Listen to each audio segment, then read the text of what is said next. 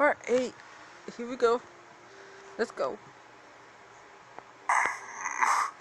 Franz, it's a miracle! Frisk woke up. They're okay now. Everything is fine again. Wait, really? Yes, really. They're up and talking and everything. I knew they couldn't resist the melodious voice of the great Papyrus singing them back to consciousness. I'm going to go tell Toriel and Asgore right now.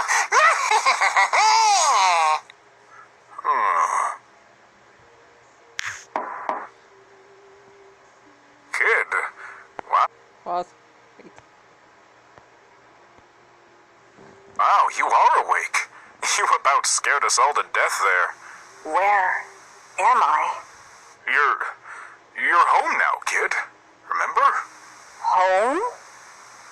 Well, Oh no. that is interesting.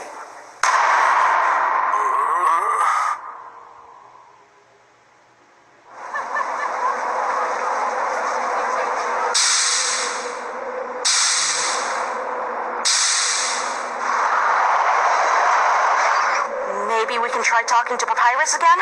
With what? More barking? Just something. Hey, it's you again. Aren't you supposed to be back guarding the lab? Or are you supposed to help me move all this stuff up to the core? Not the armor, right? Hey, yeah, aren't you supposed to have that armor that makes the dogs bigger?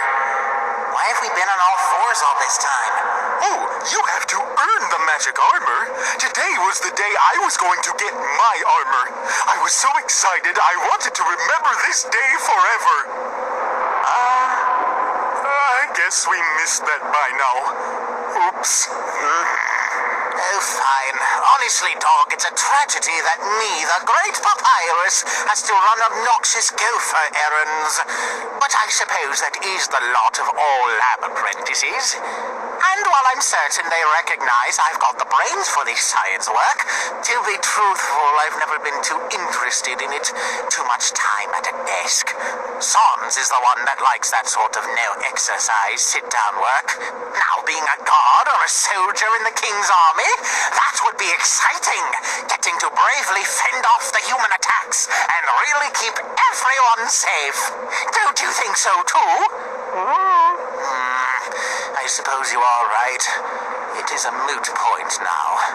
We haven't seen any humans in years and years, and all that won't matter if we stop the war to begin with. And while I am excited to see the surface world, it is a terrible shame that I'll never get to use my unique and powerful special attack. Now, the beauty of my special attack is... Hey! You dumb dog! Come back here with my special attack! You idiot! We're trying to write something for you!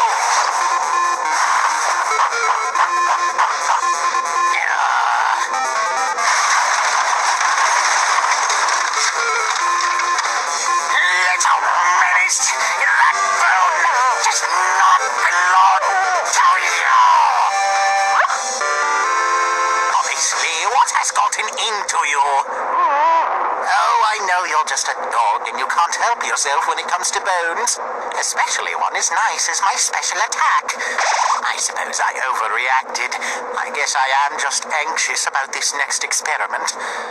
There's something that's been bothering me for a while now, but I just can't quite put my phalange on it. Hey, bro. I thought you would have gotten all that stuff up at the core by now. I would have been there and back already, but this mysterious mutt intercepted me and then attempted to make off with my special attack. Hey, pup. There you are. We were looking all over the lab for you.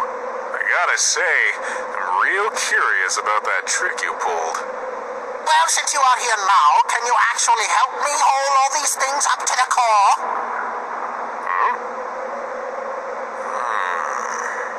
You know, why don't you go ahead, Pep? I'll catch up with you. After Papyrus boarded the elevator with his cart full of equipment, Sans looked back at the dog. He sighed, rubbing at the back of his skull. You've been acting out of sorts today, pup. The little portal, shortcut thing. How did you do that? The three tried to think of a way that they could possibly answer Sans, but couldn't think up any good response before he just went ahead. Rhetorical question, I guess, since I don't speak dog. But I can't help but feel you know more than you're letting on, which I gotta say is a bit of a bother to me. Seems like a whole bunch of stuff's been going, weird lately, and I ain't sure how much of it is fate or our doing anymore.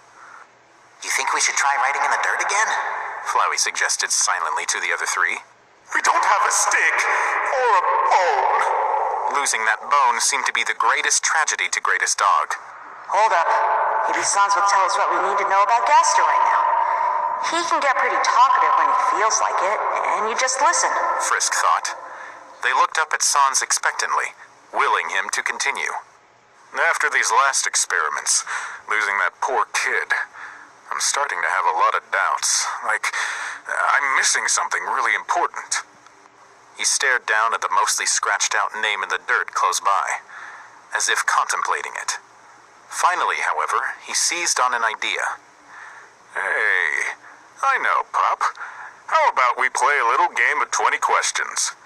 1 tail wag means yes, and 2 tail wags means no. Sound good to you?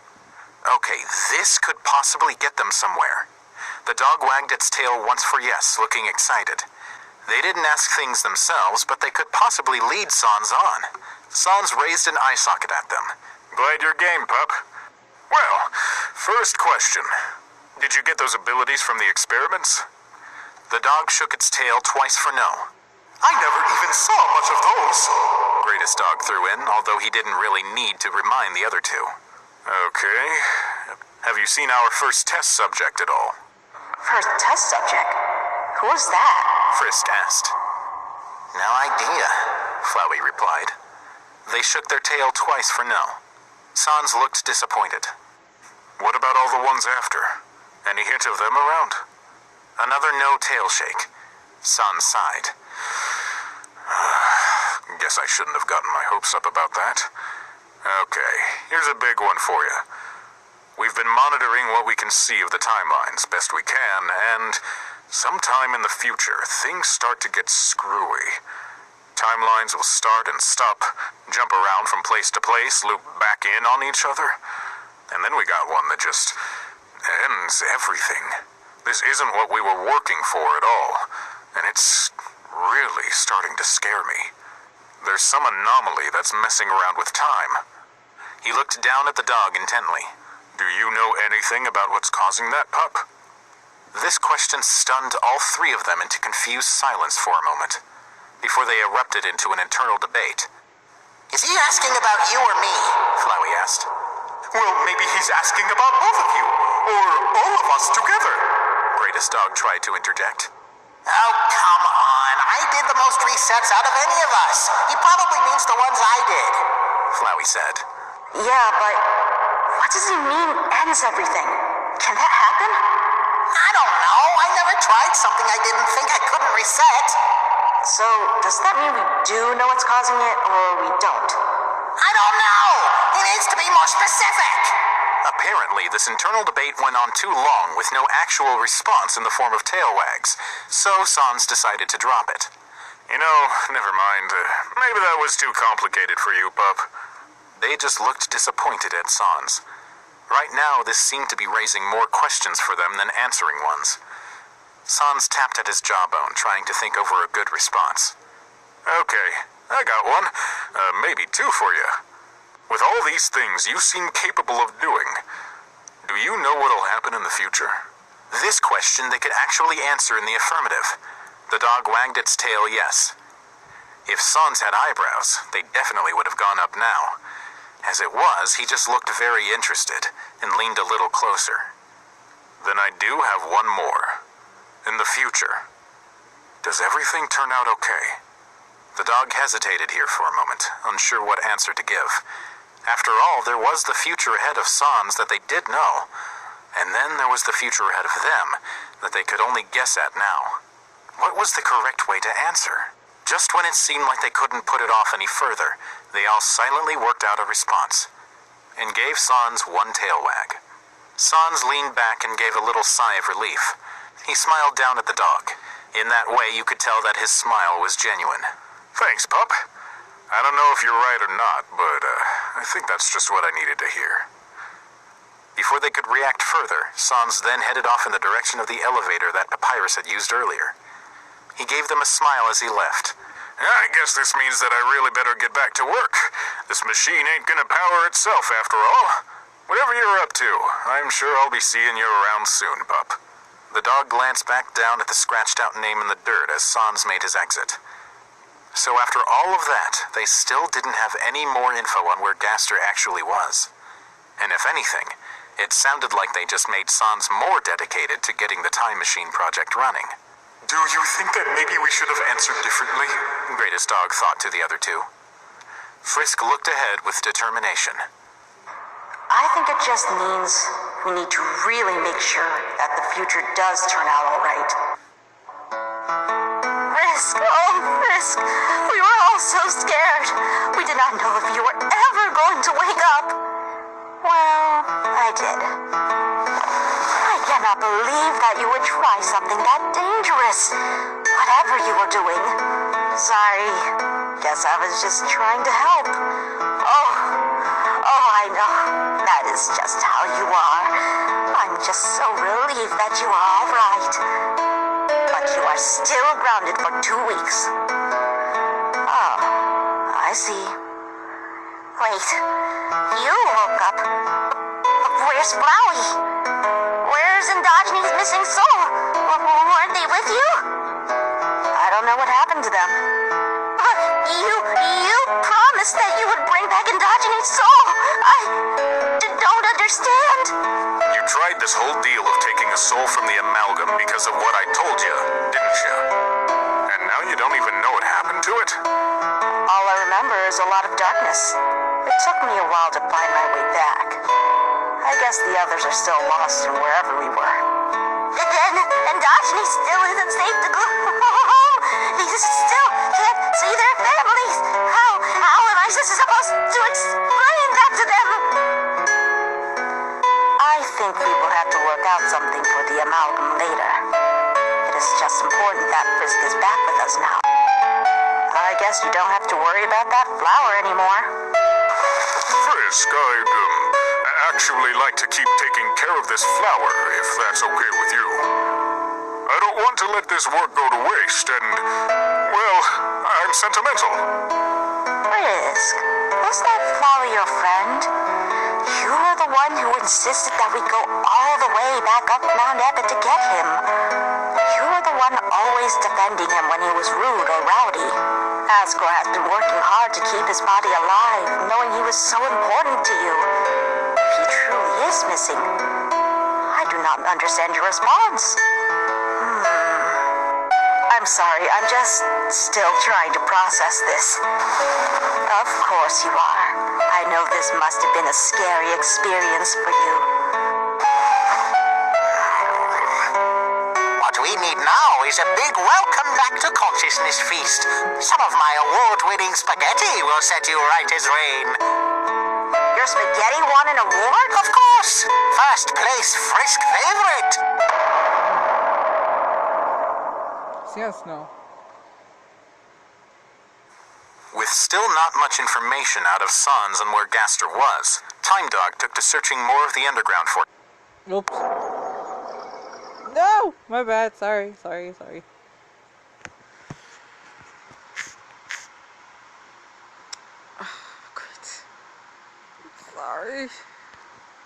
Took to searching more of the underground for him. This time, they took a shortcut to Snowdin and began scouring the forests for any sign of the scientist. Frisk insisted that they check every room just to make sure. In general, Snowdin seemed a lot quieter than they remembered. There were less people wandering around the woods than would be later. They did spy Griftrot happily keeping to himself, and luckily never ran into Jerry or his ilk. It seemed that the snowman hadn't been made yet either, and after a whole lot of both walking around and shortcutting their way from room to room, all of them were starting to get tired. I don't know if it's necessary to check every room, Frisk. What would he be doing all the way out here anyway? Flowey grumbled. Frisk refused to stop, however. They could see the bright lights of Snowdon Town close by, and that seemed the most likely place for him to be anyway. The town definitely felt quieter without Sans and Papyrus living here. I don't know. We've got to follow any leads we find. I still feel like we're missing something. As they approached the town entrance, Greatest Dog suddenly took control and brought them to a stop just by the welcome sign. He sat them down, panting happily. Can we please stop for a second? Just right here. Flowey was still impatient. Stop?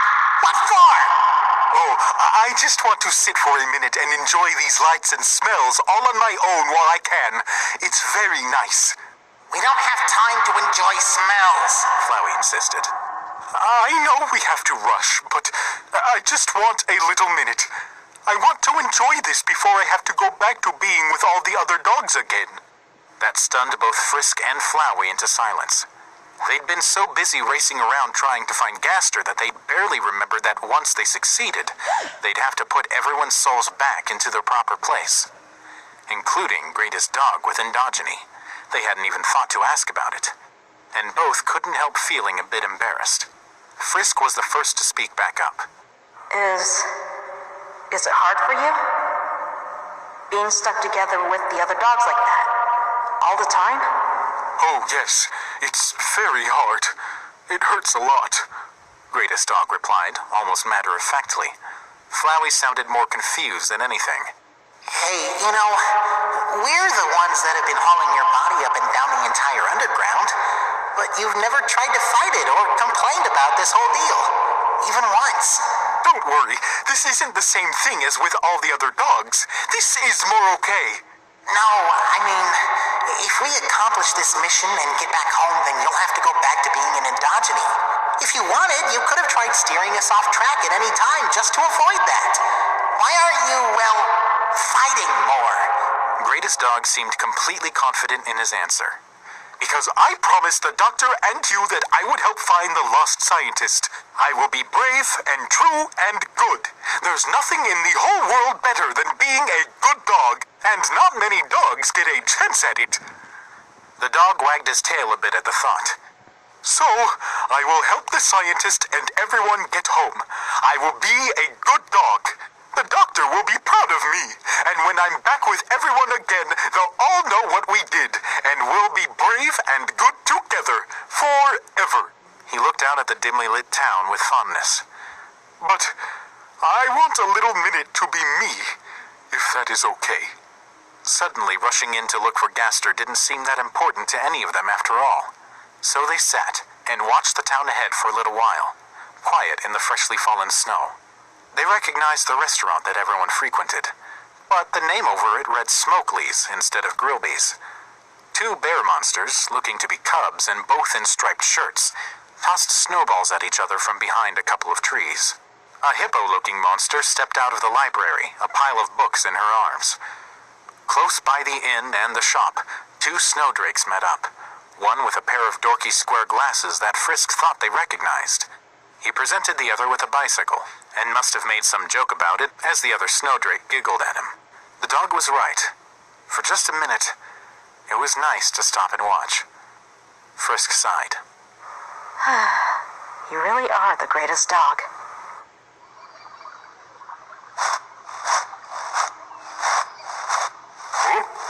Howdy, Sans. You've certainly been visiting a lot lately. Asgore, I need to talk with you. Of course. What do you need? I wanted to warn you. There's something really wrong. Frisk is... What's wrong with Frisk? It's not Frisk. I know it looks like them and sounds like them, but it's not them. It's someone... something else. Golly, what on earth do you mean, Sans? That doesn't make any sense. Just trust me, I know. Whoever the other person is that's in Frisk, they could really hurt someone. Everyone in this house is in danger. Frisk? Hurting people? I don't believe it. How do you know this? It's kind of complicated to explain. I just know. I'm sorry, Sans, but I don't think any of us is in the best state to judge Frisk's behavior so harshly right now.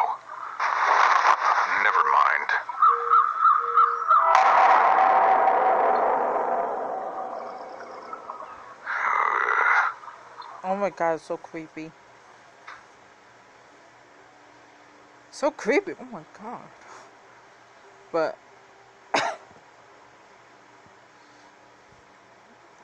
yeah.